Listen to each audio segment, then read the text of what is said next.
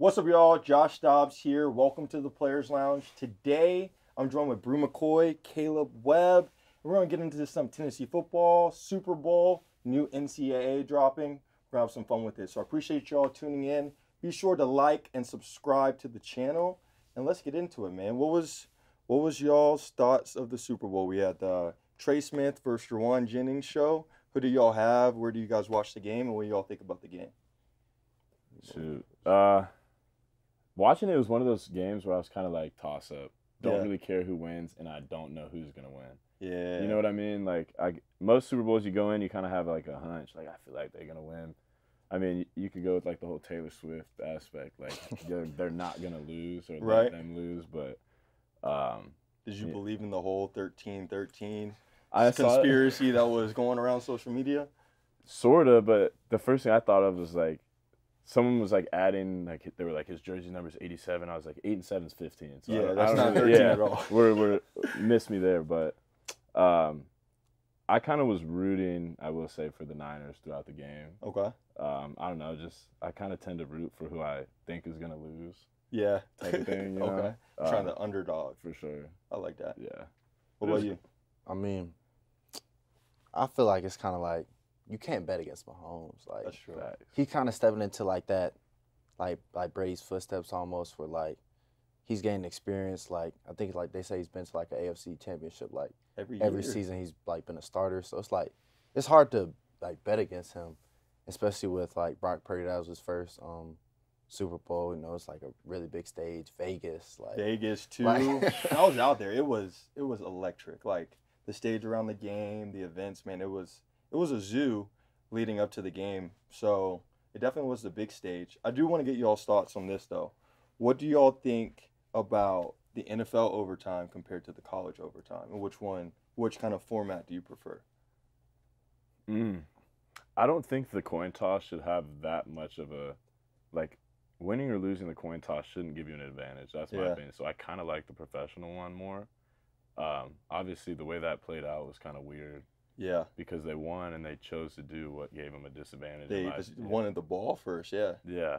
That was weird, but I would prefer, because you never know what side you'll end up on. So if you lose, I want to have a shot at least, right? Yeah. I feel like college, just because the field's short and like we start on like the 25, right? I think like the 20, 25. Yeah. So like most likely it's going to be like a back and forth game, and then it'll get to the point where somebody has to go for two. And I feel like that's like just more exciting, like a back and forth game, like I think it was like Texas A&M and LSU a few years ago, like because it was like 73 to like 60 something. Like that was outrageous. So the college one now is like after the second one, you guys just go for two each time. It's like sudden death, right? Right. See, I feel like that's weird. You know, like I mean, you lose on a 2-point conversion. Well, how good is your like red zone bag too? At some point, you're gonna run out of plays. Right. Yeah. At some point, it's like inside zone. Whoever can just move the Who pile wants it in. more? Exactly. Exactly. No, but I did think it was a good game. I do think, like, to your point, like, if you give Mahomes the ball second, he knows what he has to do. It's hard to bet against that. I feel like it was over with after that. Like, once they didn't score, I felt like they should have went for it, honestly. Yes. Because was it 4th and 4? Why not? Was it 4th and 4 or something like that? Like, you drove all the way down the field. It's like, come on. Juwan Jennings was open. Like, the play they blitz, like, he had created separation. So I feel like, you know, either give him a chance. You got Ayuk, Kittle, like, McCaffrey. Like, you got a whole bunch of playmakers. Like, you got to give him a chance at that point. So do you think if the 49ers won, you think Juwan would have won Super Bowl MVP? Of course. Because especially if he would have scored, like, again, because he would have had three touchdowns. 3 touchdowns, like, catching, throwing. Yeah, that would have been live. Yeah, I feel like it would be hard not to give it to him. Man, I was cheering for him. They ran it's crazy. He threw a touchdown on the same throwback play that he actually threw the same one in college. Yeah, they put it in the game. So that was cool to see. That. All right, next, NCAA 25, I think it's 25, is dropping soon. What are y'all thoughts, man? Y'all about to be in the most lit video game ever. How do y'all feel? So, yeah, I mean, how I feel is just like, I know there's a bunch of talk about, like, the value of the game. I'm just happy to be in a video game. Like, I'm so excited to, like, really sit down and play, like, as my own character and be able to do that. Like, we used to go load up the updated rosters to NCAA 14, and that was in like 2021. So that's crazy. Yeah, I'm excited. It is crazy, like, especially when you go from, like, being a kid, like, you always create yourself, like, within the game. It's And the first thing you do when you turn that thing now, on. like, you'll be able to turn it on, just use yourself. Like, that's really me in the game. Like, it's going to be crazy to just, like, picture that. That is live. I know, so my freshman year on campus was the last year of NCAA. So I remember, like, getting the game, and, like, the first thing you do, like, you put your, like, 4-string quarterback. Your dude's like a 67 overall. You put him in the game. He's like throwing the ball into the ground. Like, I don't care. It's me in the game. Live. So that's cool. I will say though, I think you guys get like $600. I think, whenever y'all get like the college football union, I think you guys need to dispute that for. You might need a little bit more money because like the Madden checks, like what those hit for compared to what the NCAA checks hit for. I think you guys are getting a little shafted. It is, but it is like 11,000. This like they made like 11,000 contracts because I guess with every athlete. Yeah, that's every athlete. So it's like more like, athletes. like 600 is like it's not like very much, but like at the They same wouldn't time, compensate everyone the same. You don't think so? No, I said that's what they chose to do, but I think they try to like cover their bases. Like, hey, everybody gets $600 and like gets a copy of the game, so they don't have to deal with someone being like, wait. Oh, I got less than this person. Right. I guess it's the first year with it back, so they need to see how much they make. Then hopefully in the future it goes up. They're gonna make I think a Madison's killing. gonna go down. You think so? Yeah, I think Like so. like I mean, like probably half people who buy NCAA is gonna buy Madden still, but like I mean, it's I'm not probably gonna buying be the Madden, I'm not same gonna lie. game if we're being honest. But I do feel like there's so much affinity toward like college, university teams that people are gonna absolutely eat up NCAA. And it's the first year it's back in like 10 years. I feel like more people are tied to colleges than professional. True. You know what I mean? Like True. everybody's got everybody grew up a fan of something. Yeah. Mostly at college. Or usually went to that school or grew Right. up in like a small town close to a college. So they love their university. Right. Totally. Yeah, that makes sense. Yeah. That makes sense. All right, y'all ramping up for spring ball. Talk about what a normal day is like right now as you're in winter workouts. Give the fans kind of a perspective of what it's like being a football player in February, getting ready for the upcoming season.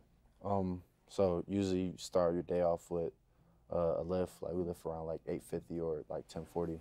So either you'll go to your lift, then after that you'll have like meetings, basically like going through installs and kind of just like touching back on what you could have done better from last season, like watching like old games, going through the plays, like need to correct this, going through coverages, basically just like getting the mental aspect of the game and like ways to like be more efficient, like play faster and all that. And usually we'll have like just like meetings for like player development, like growing you off the field. That's mostly like later on in the day though. Like basically trying to develop you off the field. That's what's up. It's not really too much. Yeah, that makes sense. What's one thing kind of you guys have highlighted that you're trying to get better at both on the field in your football game, but also like one way off the field that you're trying to grow to? I should get this one. I would say more consistent eating schedule and sleeping schedule. Just like I started doing like the wind down function on my phone. Like start actually like I'm gonna go to bed earlier. So you got the sleep glasses too? I do have the sleep glasses. Okay. Yeah. That and then just like consistently like I'm not a breakfast guy, but I need to wake up and eat breakfast every day. So like those are my little things outside of like it helps me in football, but that's just good for your day to day anyway. You know? Yeah. Good habits on and off the field. For sure. I love that. Caleb, I know we talked about you're out here in the breakfast club and the dinner club. Talk about what that looks like, trying to put on some more weight, more muscle, to be more dominant on the field. What's kind of your plan in that aspect? Breakfast club, dinner club, going there and you're like literally required to eat. Like you cannot leave until you're like they finished. lock you to the table. Yeah, You can't move till you like finish if your you food. grab a plate, try to leave, you're gonna get reported as a miss, going up on the issue report. Like you just don't want that. But it's kind of good in the sense like it like holds you accountable and like it forces you to want to get to your goal weight so you don't have to do that anymore. Like so, I'm trying my best to reach my goal weight right now. So talk about like so for Breakfast Club, right? Like I was in Breakfast Club, so I know the pain of that. You gotta wake up 7 a.m., get there early, they lock you to the table. For us, we had, I think every day was 4 eggs and they were dry, like the little powdery ones and all like 4 pancakes, 4 pieces of bacon. Got to finish it before you leave. What's like your breakfast club meal? What's your dinner club meal? Usually for breakfast, I'm always grabbing like 2 pancakes, about like 3 eggs. Either it depends on what kind of bacon they have. Like I'm not a fan of the like hickory smoked bacon. Yeah, like so every time they have that, I usually get like a turkey sausage patty like to substitute that. And that's usually what my breakfast is. What my breakfast consists of, and then for dinner, it depends because sometimes I feel like it's hit or miss with Smokey's. Not gonna lie. Yeah. Like sometimes you might see something you like, sometimes you don't. If I don't, I'll probably just cook some pasta or something. Okay. What's your go-to pasta? Chicken and shrimp. Ooh, okay. I see. Throw a little spinach in there too. We may need a pasta cooking video from you next. Nah, for real. All right. We'll put you on the spot. All right, Bru. I know last time we saw you in the field, obviously, was from the ankle injury, but I also saw last week you posted a video running, which on the treadmill. It's good to see you back moving. Talk about the feelings you felt leaving the field when you got injured and how your recovery process has been over the last couple months. Absolutely, yeah. I mean, leaving the field, kind of surreal. Like, everybody asks, like, oh, you go into shock or anything? Not really. Like, you know exactly what's going on. I remember just thinking, like, headed to the hospital, like, there has to be something done about the roads in Knoxville because we were hitting so many potholes consistently. But, yeah, like, you know, had surgeries, started getting healthy, and then you can't really see the light at the end of the tunnel then. And then you get back on, you get out of the cast, and then you're in a boot, and you're like, oh, now the next step is to walk. And then before you know it, you're, okay, let's get this calf stronger because I can run if I get my calf stronger and I get this range of motion back. And so every day it's like a marginal gain, and you just try to find something. You don't really see it, hey, I gotta get ready to go play football today. It's today I'm gonna try to get 10 degrees better range of motion, or, you know, maybe I'm gonna go up 20 pounds and how much I put on my back or whatever it is. But mindset now is just like a marginal gain every day, get a little bit better, try to keep a level head about it and not get too frustrated, and obviously support my teammates. You know, I think that's the best thing I can do from where I'm at right now is just like be somebody they can lean on, be someone that they can ask questions or like anything. So that's kind of just the role I've taken on for now, and hopefully Caleb's been able to feel some of that, not in a weird way. Whoa. Yeah. I almost said something earlier. I think you peeped it. Yeah.